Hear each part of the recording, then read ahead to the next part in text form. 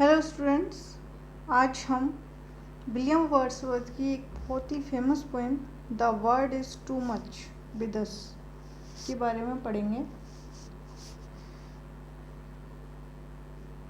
जो पोइट है William Wordsworth, वो इस पोएम में कंप्लेन करता है। कंप्लेन किस बारे में कि चारों तरफ जो भौतिकतावादी युग था उस टाइम बहुत ज़्यादा इंडस्ट्रियल जो है रेवोल्यूशन हो रही थी। हर कोई बस खाने कमाने में लगा हुआ था, किसी का भी नेचर के तरफ ध्यान नहीं था। तब पोइट जो है इस भौतिकतावादी युग से परेशान होकर के उसने ये पोएम लिखी है, क्योंकि विलियम वर्ड्सवर्थ तो खुद एक नेचर के बहुत बड़े पुजारी हैं। Introduction of the poem a sonnet by English romantic poet William Wordsworth की पोएम जो है एक सोनेट है, 14 लाइन्स में लिखी हुई। He criticizes the word of the first industrial revolution of being absorbed in materialism and distancing itself from nature. Composed Sirsa. He composed the poem in Sirsa 1802. The poem was first published in Poems in 2 volumes 1807. The poet has written in Italian sonnet. Its 40 lines are written in iambic pentameter. The word is too much with us. ये जो poem का title है, इसके कई meaning निकलते हैं। पहला meaning तो ये है कि मनुष्य जाति जो है अब पृथ्वी पर बोझ बनती जा रही है, और उसका दूसरा मीनिंग जो है वो है कि दुनिया हमसे बहुत ज़्यादा परेशान हो गई है, कि हर कोई व्यक्ति जो है इस मेटलिस्टिक एज में फंसता जा रहा है, कि कोई भी नेचर के प्रति ध्यान नहीं दे रहा है। तो वो कंप्लेन कर रहा है, कह रहा है कि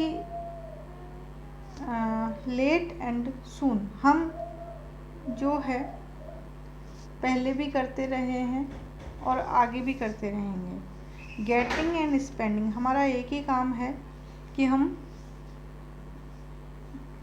मनी कमाते रहेंगे, पैसे कमाते रहेंगे और उनको स्पेंड करते रहेंगे। वी ले वेस्ट आवर पावर्स, और हम ये पैसे कमाने में, खर्च करने में ही अपनी पावर्स को जो है वेस्ट कर रहे हैं, बर्बाद कर रहे हैं। Little we see in nature that is ours, हम बहुत कम जो है नेचर की तरफ देखते हैं, बहुत कम नेचर को आंकते हैं जो कि हमारी है। We have given our hearts away a sordid boon, हमने हमारे हर्ट्स को बेच दिया है। किसको बेच दिया है? इस मेटलिस्टिक सोसाइटी को। ए सॉर्डेड बून, और हमारा हर्ट जो है एक सॉर्डेड बून बन के रह गया है। This sea that bares her bosom to the moon, ये जो सी है वो हमेशा मून के सामने अपना सीना ताने खड़ा रहता है, लेकिन हमारा ध्यान बिल्कुल भी इन नेचुरल वाली चीज़ों की तरफ नहीं है कि हम इस नेचुरल चीज़ों को देखें और उनका आनंद लें। The wind that will be हाउलिंग at all hours, और जो विंड है वो हमेशा ही गरजती रहती है। And are up gathered now like sleeping flowers, जो हमेशा ही गरजती रहती थी विंड, वो अब चुपचाप है, शांत है। किसकी तरह? स्लीपिंग फ्लावर्स की तरह। यहाँ पर पोइट ने सिमली का यूज़ किया है, विंड को स्लीपिंग फ्लावर्स के साथ कंपैरिजन किया है। फॉर दिस, इस कारण से, फॉर एवरीथिंग, हर प्रत्येक चीज़ के लिए। We are out of tune, हम ट्यून से बाहर है, मतलब हमारा ध्यान नेचुरल थिंग्स की तरफ बिल्कुल भी नहीं है, और ये जो इंडस्ट्रियल है, मेटलिस्टिक है सोसाइटी है, इसकी तरफ हमारा ज़्यादा ध्यान है। हम खाने कमाने में लगे हुए हैं, लेकिन नेचर की तरफ बिल्कुल भी नहीं देख रहे हैं।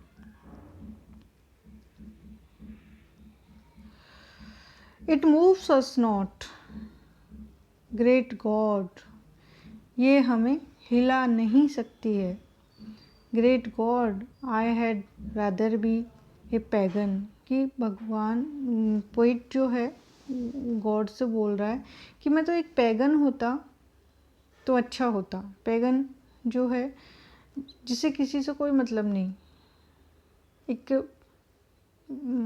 पूरा नेचर मैन।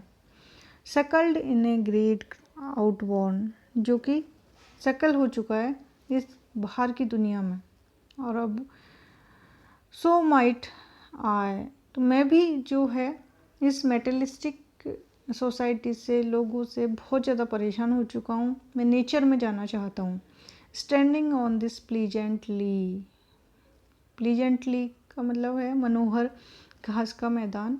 मैं इस प्लीजेंट जो है मनोहर घास के मैदान पर खड़े होकर के हैव ग्लिम्सेस, देखना चाहता हूँ, that would make me less forlorn, जो मुझे खुश करे। मतलब मैं नेचुरल चीज़ों को देखना चाहता हूँ जिससे मुझे आनंद मिले।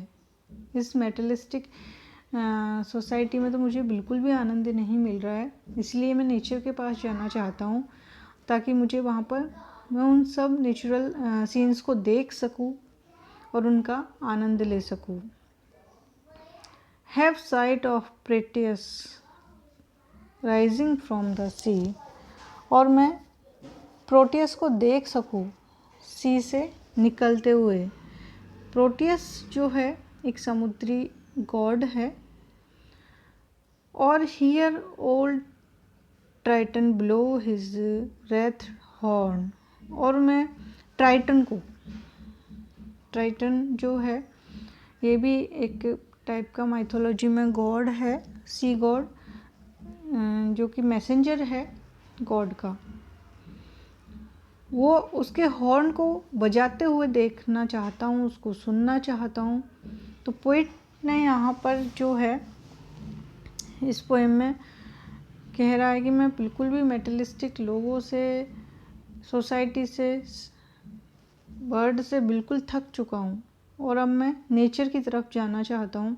क्योंकि उस जिस टाइम पोइट ने ये पोएम लिखी, उस टाइम लोगों का नेचर की तरफ बिल्कुल भी ध्यान नहीं था। नेचर, वो लोग भौतिकतावादी युग में बहुत ज़्यादा फंसे हुए थे।